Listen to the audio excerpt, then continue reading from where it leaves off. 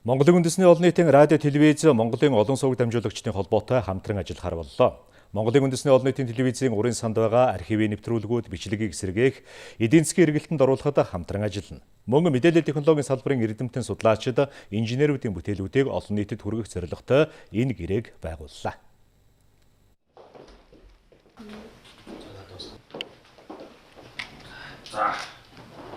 Шинэ юм гэж нэг удаан мартагдсан үуч юм хэлнэ гэдэг шиг манай алтан санд байж байгаа энэ контентуудыг яаж эдийн засгийн эргэлтэнд оруулахыг талаар бид санал солилцоод энэ санамжийн хүрээнд бид төлөвлөгөө авч бас гэрээ байгуулах. Энэ хүрээндээ одоо бид тусгай цэс үүсгэж үзэгчдэд хүргэх.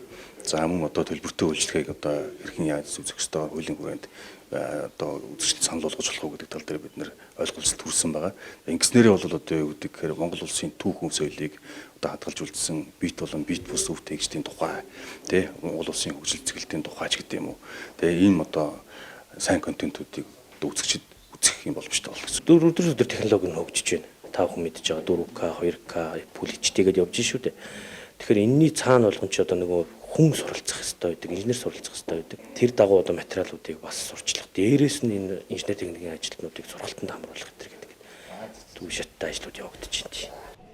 Монголын үндэсний олон нийтийн радио телевизэн 55 жилийн түүхтэй. Монгол улсын хагас 100 жилийн түүх үндэсний телевизэд хадгалагдж байна. Архивын урын санг олон сувгаар үзэгчдэд хүрэх, шинэ технологийн дэвшил, шилдэг инженеруудын бүтээлийг мөн дэлгэцийн болон араа дугаар олон нийтэд хүрэхээр зорж байна.